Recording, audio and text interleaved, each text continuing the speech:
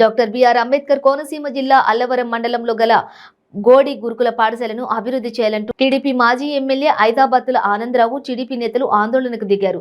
తక్షణం గురుకుల పాఠశాలలో మౌలిక సదుపాయాలు కల్పించాలంటూ కోనసీమ జిల్లా కలెక్టర్ కార్యాలయం ఎదుట ఆందోళన చేపట్టారు. వసతులు సరిగా లేకని విద్యార్థి ఆత్మహత్య చేసుకున్నాడు అంటూ ఆరోపించారు. త్రాగడానికి, స్నానం చేయడానికి కనీసం నీరు కూడా లేదంటూ ఆందోళన వ్యక్తం చేశారు. మీరు బాగు చేయండి, లేకపోతే మేము బాగు చేశామంటూ నినాదాలు చేశారు.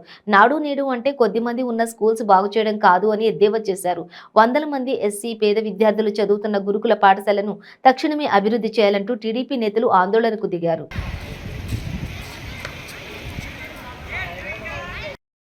మొత్తం బాగైపోయే పరిస్థితి అక్కడ. దాన్ని ఎవరు పట్టించుకోని పాలకులు. అలాగే స్నానం చేయడానికి నీటి సదుపాయం లేదు. దాంతో ఈ యొక్క అనేక రకాల చర్మవ్యాధులు వచ్చి విద్యార్థులు బాధపడుతున్నారు.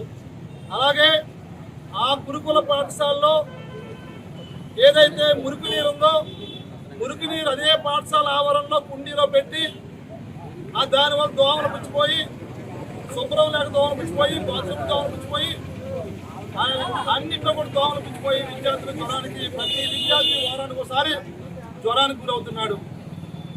ఎంత దారుణమైన పరిస్థితే కాకుండా తెలుగుదేశం పార్టీ ప్రభుత్వం ఉన్నప్పుడు ఒక 40 లక్షల రూపాయలు సాంఘిక సంక్షేమ శాఖ నుంచి మంజూరు చేపించి డ్రైనేజీ కోసం ఖర్చు పెట్టడం జరిగింది. అలాగే స్థానికంగా ఉన్నటువంటి ఇప్పుడు ప్రస్తుతం మా మండల పార్టీ అధ్యక్షులు సత్యబాబురాజు గారి యొక్క సహకారంతో 20 లక్షల రూపాయలతో గురుకుల పాఠశాల మొత్తం ఆవరణంతా మోకాలు లోతున్నటువంటి గుంటలు కప్పి సమానం చేశాము. అది కాకుండా 40 లక్షల రూపాయలతో ఓవర్ హెడ్ ట్యాంక్ కట్టి పాఠశాల పక్కన కట్టి ఆ నీరు ఇవ్వడానికి కూడా సదుపాయం చేశాము. కానీ ఇవన్నీ చేసినా కూడా ఈరోజు ఏదైతే కాంగ్రెస్ ప్రభుత్వం వచ్చిందో, ఈ కాంగ్రెస్ ప్రభుత్వం, వైసీపీ ప్రభుత్వం, వైఎస్ఆర్ కాంగ్రెస్ ప్రభుత్వం వచ్చిందో, నేను ఒకటి అడుగుతున్నాను స్థానిక మంత్రి గారు విశ్వరూప్ గారిని.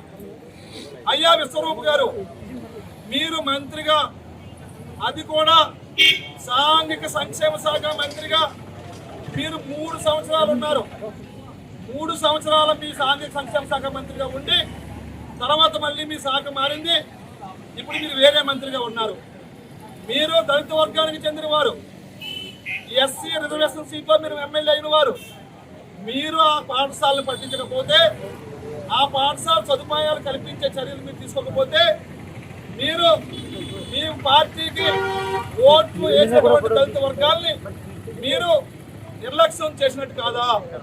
అందుకే మంత్రి గారిని కోరుతున్నాం, తక్షణం మంత్రి గారు, మరి మీ యొక్క నిజంగా మీకు దళితుల పట్ల విశ్వరూప్ గారికి కనుక దళితుల పట్ల చిత్తశుద్ధి ఉంటే